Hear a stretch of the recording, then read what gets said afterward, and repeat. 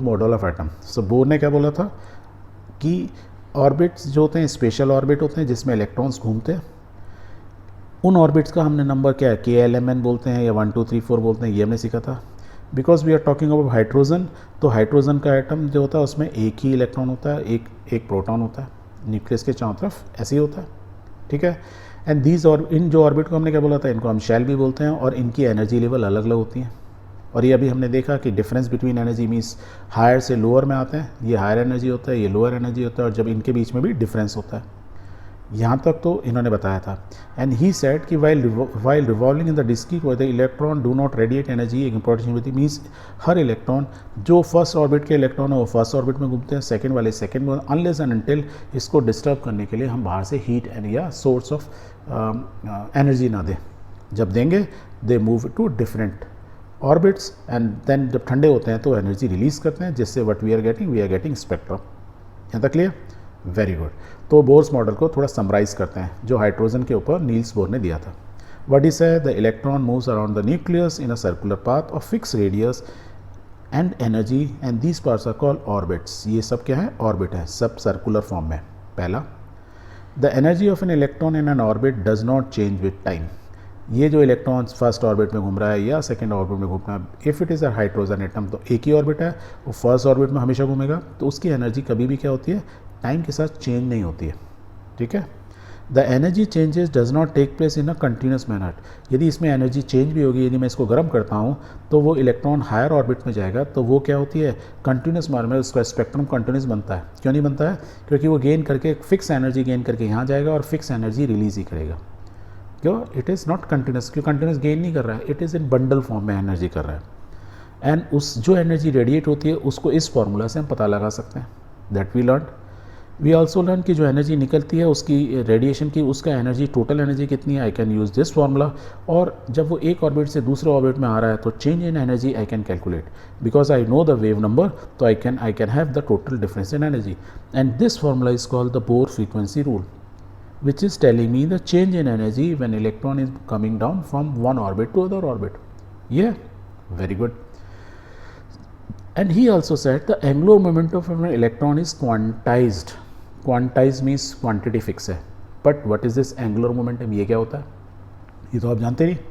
Okay, but you know very well linear momentum आपने word सुना था। लीनियर मोमेंटम क्या होता है? Mass into velocity, mass of an object multiply with the linear velocity of an object.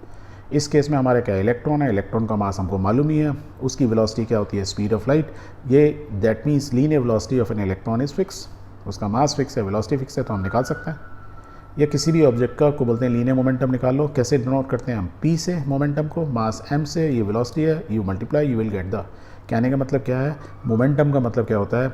जिसका जितना मास, उसकी जितनी ज़्यादा वेलोसिटी होगी, दैट मीन्स उसका मोमेंटम उतना ज़्यादा होगा। मीन्स बहुत बड़ी चीज़ है, कोई बहुत बड़ा वो कोई चीज़ है, उसका मास बहुत ज़्यादा है, उसको हल्की भी वेलोसिटी भी दे दो ना, तो उसका इतना मोमेंटम वैल्यू इतनी ज़्यादा हो जाएगी कि आपको रोकना डिफिकल्ट हो जाएगा, because the momentum is so high. बोलते हैं ना, आप पढ़ते जाओ तो आपका ना पढ़ाई का मोमेंटम बढ़ता जा रहा है, means you are gaining energy, means आपको स्टॉप करना बहुत डिफिकल्ट है, यू आर गेनिंग मोमेंटम, ठीक है। तो momentum is speed basically, mass is fix, you are fix, and you are learning capitally increasing. यहाँ तक क्लियर? ओके, यदि लीनियर मोमेंटम क्लियर है तो फॉर द टाइमिंग अब आगे पढ़ोगे फिजिक्स के अंदर एंगुलर मोमेंटम कैसे कैलकुलेट करते हैं, बस याद रखो फॉर्मूला इज मोर और लेस सेम। लीनियर मोमेंटम की जगह लिख दो एंगुलर मोमेंटम, मास की जगह लिख दो moment of inertia, linear velocity की जगह लिख दो angular velocity, because we are talking about angular means angle, तो एंगल है तो ये वेलोसिटी, जैसे लीनियर है तो लीनियर वेलोसिटी थे, एंगुलर है तो एंगुलर वेलोसिटी। और जब एंगुलर वेलोसिटी है तो आपको मालूम ही ओमेगा से करते हैं, मोमेंट ऑफ इनर्शिया हम आई से करते हैं, और एंगुलर मोमेंटम किससे रिप्रेजेंट करते हैं? जे से। तो formula is J is equal to I means moment of inertia into omega. अब आई मोमेंट ऑफ इनर्शिया कैसे कैलकुलेट करते हैं? डिफरेंट ऑब्जेक्ट के डिफरेंट तरीके से होते हैं। For the time you remember कि हमारा जो इलेक्ट्रॉन है, राइट, वो क्या है? सर्कुलर फॉर्म में हम मान के चलते हैं। कैसा है? बिल्कुल ऐसा गोल है जो हमने यहाँ लेफ्ट में दिखाया हुआ है। सो उसका मोमेंट ऑफ इनर्शिया क्या होता है? m is the mass, r उसकी रेडियस है, तो moment of inertia is mr²। It is in spherical form. Her shape की एक मोमेंट ऑफ इनर्शिया अलग होता है, ठीक है। तो for the time being electron is a circular thing like a ball, football, तो उसका मास m है, उसकी रेडियस r है, तो mr² is the moment of inertia of an electron. Angular velocity you know कैसे हम W से करते हैं, और लीनियर और एंगुलर वेलोसिटी में फॉर्मूला मिला V is equal to omega R, ये हमने पढ़ाई था प्रीवियस चैप्टर में। अब ये दोनों मालूम है, put in this equation, let's put it. तो J क्या हो गया, J is equal to M R square I की जगह, और V की ओमेगा की जगह क्या लिख सकते हैं, V R R, V upon R. इसको थोड़ा सॉल्व कर लो, ये ऊपर 2 और r कट जाएगा, तो we can write M V R. So the angular momentum is M V R. ये आप ध्यान से देखो, एम वी क्या है, लीनियर मोमेंटम। लीनियर मोमेंटम को एंगुलर कर दिया तो रेडियस आ गई, ऐसे याद रख लो। तो लीनियर मोमेंटम को रेडियस से और मल्टीप्लाई कर दो तो we have what we have is angular momentum. अब यहाँ वापस आते हैं, ये तो बेसिक डेफिनेशन है। तो बोर्ड साहब ने कहा कि the angular momentum of an electron is quantized, means उसकी वैल्यू फिक्स होती है। And what he said is, उन्होंने एक्सपेरिमेंट से निकाला कि mass of electron is fix. Suppose कि हमको वेलोसिटी नहीं मालूम है कितनी स्पीड चल रहा है, but it moves with the velocity of light timing के लिए, राइट। ये समझ लीजिए आपको नहीं मालूम है। R is the radius, radius of क्या है, इलेक्ट्रॉन। उस समय तक हमें मालूम था, साइज हमें अप्रॉक्सीमेटली मालूम चल गया था, दैट वी कैन से कि हमको रेडियस ही मालूम है। तो इन्होंने सब वैल्यू को डाला। यदि ये सब वैल्यू डालते हो तो वट ही फाउंड कि M V R is equal to N into H upon 2 pi, where H is a Planck constant. Pi की वैल्यू आपको मालूम है, तो देखो ये कांस्टेंट हो गया, ये कांस्टेंट हो गया, H is a Planck constant, ये सब कांस्टेंट है। And what is N, N is 1 2 3। तो ही सेड कि यदि मेरे को angular momentum of an hydrogen atom निकालना है, तो ही फाउंड कि the angular momentum of an hydrogen electron जो है वो उसका एंगुलर मोमेंटम क्वांटाइज होता है किससे, कि मीन्स बिकॉज ये कांस्टेंट होगा, it is a multiple of this value. ये वैल्यू फिक्स हो गई, या तो इतना ही होगा या उसका 2 टाइम्स होगा या 3 टाइम्स होगा, बिकॉज एन की वैल्यू इज चेंजिंग 1 2 एंड 3। कुछ समझ में आया, नहीं आया? नहीं आया तो एक बार और समझा। So thus we can say an electron can move only in those orbit for which its angular momentum is integral multiple of h upon 2 pi. इससे आप समझे क्या, दैट मीन्स यहाँ पे लेफ्ट में देखोगे कि ये इलेक्ट्रॉन फर्स्ट ऑर्बिट में घूम रहा था, यही था हाइड्रोजन के केस में। नाउ हमने इसको एनर्जी दी, it will move to the next higher level और maybe to the next और टू द नेक्स्ट। अब हमें नहीं मालूम है किस में गया, मान के चलो वो सेकंड में चला गया। अब वो सेकंड में चला गया तो पहले में क्या था, वो तो घूम ही रहा था, तो वो काम क्या काम कर रहा था, घूमने का। तो सेकंड में भी वो घूमेगा ही और कुछ नहीं करेगा। क्या करेगा, इसके न्यूक्लियस के चारों तरफ घूमता रहेगा। यदि वो थर्ड में गया, फोर्थ में गया, किसी में भी गया, वो घूम रहा है। वो जो घूम रहा है तो उसका एंगुलर मोमेंटम फिक्स है। फिक्स क्यों है, क्योंकि हमको मालूम है उसका मास फिक्स है, उसकी वेलोसिटी फिक्स है, उसका रेडियस फिक्स है। बट ये क्या है, ऑर्बिट का अलग अलग ऑर्बिट के अंदर अलग अलग रेडियस हुई, अलग अलग ऑर्बिट की अलग अलग रेडियस होगी।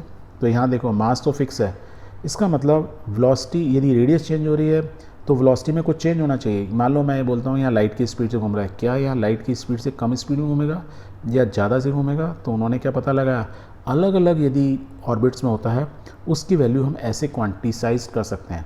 मीन्स वो मल्टीपल होता है h अपॉन 2 पाई, कहते हैं integral multiple of this, and that is what is से।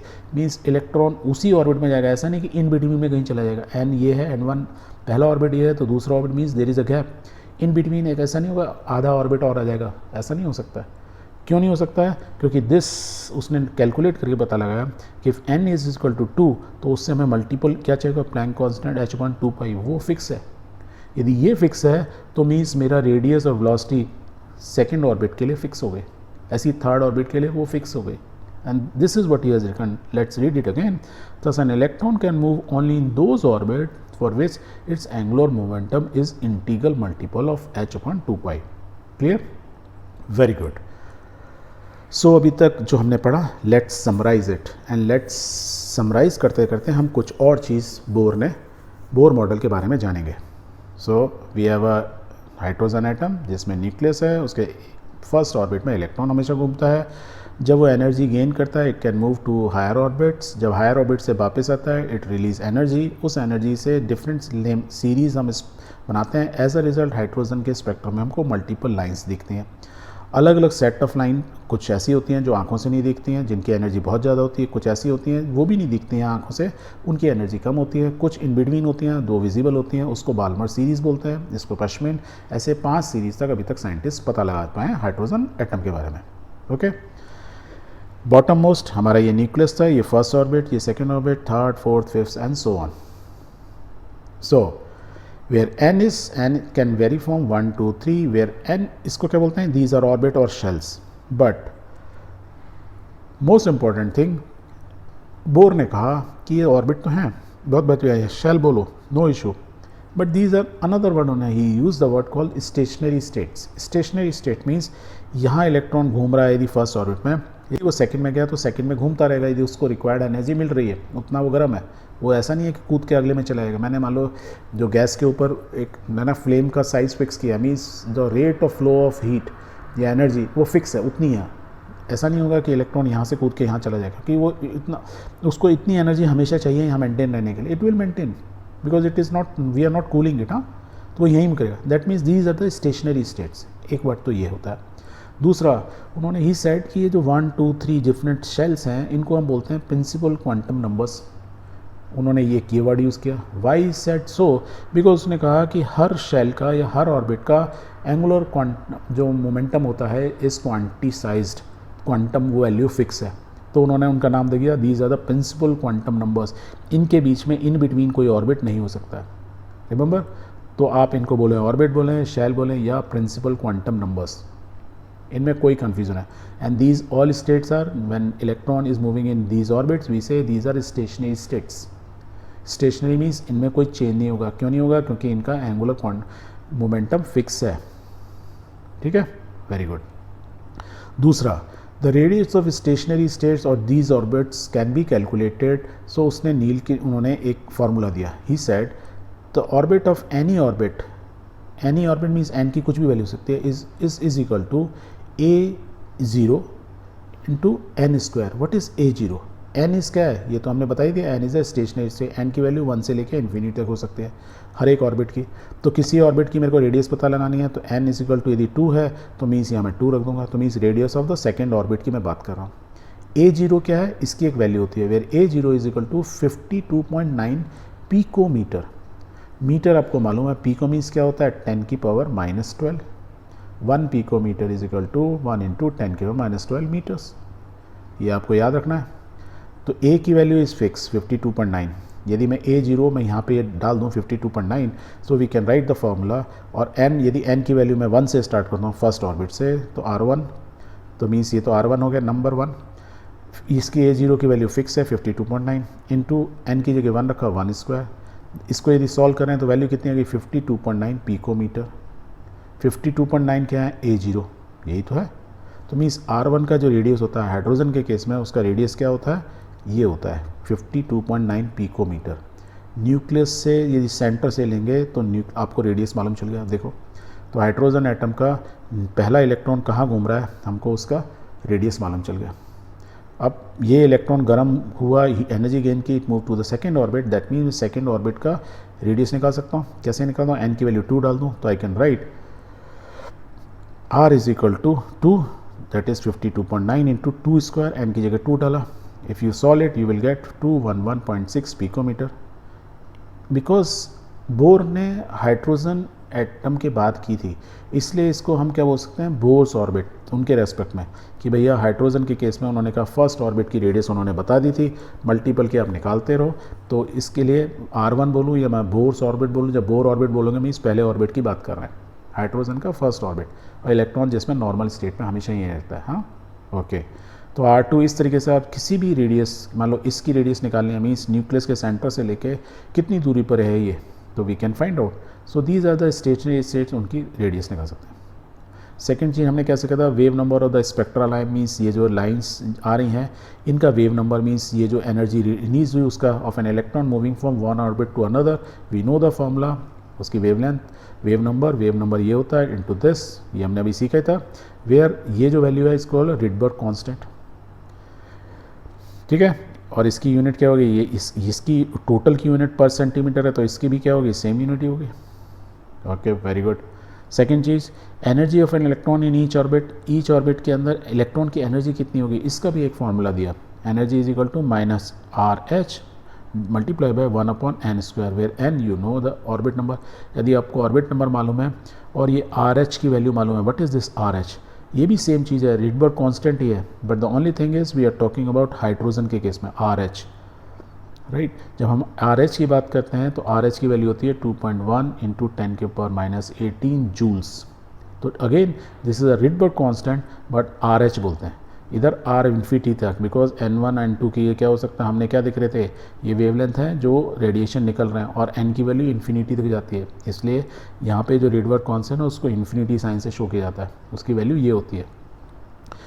बट एनर्जी यदि हमको निकालनी है, इलेक्ट्रॉन इस सेकेंड ऑर्बिट में घूम रहा है, थर्ड ऑर्बिट में, उसकी एक्चुअल एनर्जी क्या है, तो हम अलग अलग ऑर्बिट्स की एनर्जी निकाल सकते हैं। वो फार्मूला क्या होता है, ये जहाँ पे Rydberg constant R H is equal to this much. That means मैं एनर्जी यदि 1 की निकालना चाहूँ, I can easily find out. और रिडबर्ग कांस्टेंट इन दोनों नंबर्स के बीच में यदि कोई रिलेशन देखोगे वो ये है, R H is equal to, ये क्वेश्चन आ सकता है, R H is equal to Planck constant in the speed of light into R this Rydberg constant infinity वाला।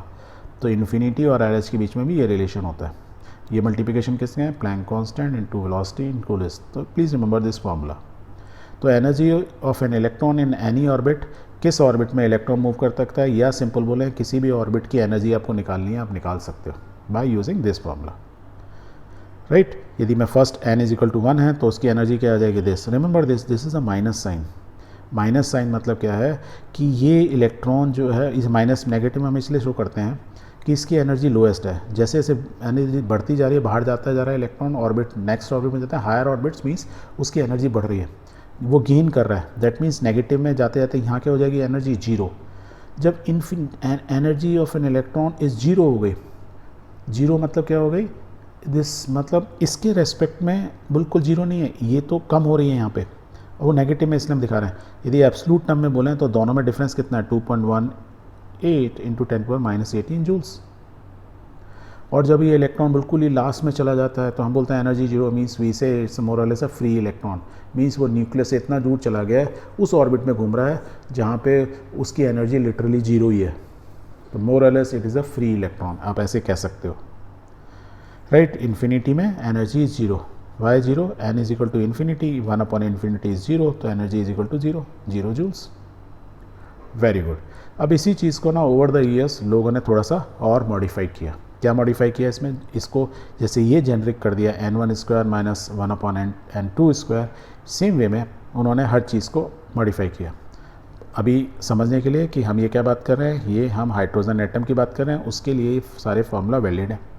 और ये हमने क्या देखा कि इसके एंगुलर मोमेंटम क्वांटिसाइज हैं, हमने ये फार्मूला पढ़ा, प्लस हमने ये जाना कि यदि चेंज इन एनर्जी देखना है, दो स्टेट के बीच में एनर्जी क्या होती है, यदि रेडिएशन मालूम है उसकी, हमको यदि फ्रीक्वेंसी मालूम है या वेव नंबर मालूम है, तो we can easily calculate change in energy. ये चेंज इन एनर्जी का द बोर्स, हमने फार्मूला पढ़ा था ना, बोर्स, आपने बोर्स फ्रीक्वेंसी फार्मूला, वो ये था। Very good. Over the years Niels Bohr साहब ने या साइंटिस्ट ने ये देखा कि हाइड्रोजन एटम जिसके अंदर एक इलेक्ट्रॉन है, जिसके लिए सारे फार्मूला वैलिड हैं, वो उन एटम्स के लिए भी वैलिड हैं जिनमें, वो आयंस के लिए जिनमें हीलियम के अंदर number of electron, hydrogen helium means 2 electron, पर यहाँ पे H+ दिखाना means helium ion, lithium ion, barium ion, ये आयंस भी देखें तो इनमें plus means loss of electron, इसका एक इलेक्ट्रॉन चला गया तो बचा कितना, एक, दो में से एक ही बचे, इसके बाद तीन में से दो चले गए, बचे कितना, एक। दैट मीन्स ये आयंस जो है, या और ऐसे और भी जितने भी आयंस हैं जिसमें सिंपल एक ही इलेक्ट्रॉन है, उनका भी यदि आप स्पेक्ट्रम देखो या मैं उनका फार्मूला, वो ये सारे फार्मूला को फॉलो करते हैं। बिकॉज नाम बेसिक हीलियम आयन हो गया, बट हुआ तो ये एक न्यूक्लियस है, उसके चारों तरफ एक इलेक्ट्रॉन घूम रहा है, इज मोर और less similar to the hydrogen, they follow the same formula. Okay, that means यदि मैं जनरिक करूँ तो इस फार्मूला को यदि जनरिक करूँ तो मैं इसी को EN को मैं ऐसे लिख सकता था, EN किसको -2.10, मैं RH ना लिख के ये लिखूँ, या RH लिखना RL को। अब देखो हमने क्या किया, इसको जनरिक कर दिया, क्योंकि मैं लिथियम हीलियम इनके लिए वर्क करूँ, क्योंकि इनका क्या है, एक चीज़ डिफरेंस हो रही है, हाइड्रोजन हीलियम लिथियम आयंस के अंदर हाइड्रोजन का एटॉमिक वेट क्या है 1, वेयर एज लिथियम का, हीलियम का क्या होगा, mass of neutron plus mass of proton.